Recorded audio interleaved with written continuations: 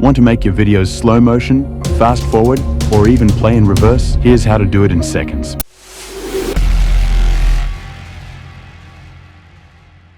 First, import your video and drag it onto the timeline. By default, it plays at 1x speed, which is the normal speed.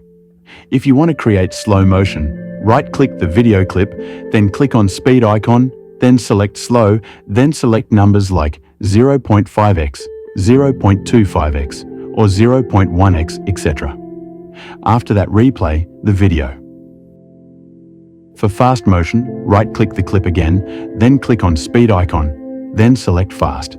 Then select numbers to 2x, 4x, 8x, etc. After that, replay the video.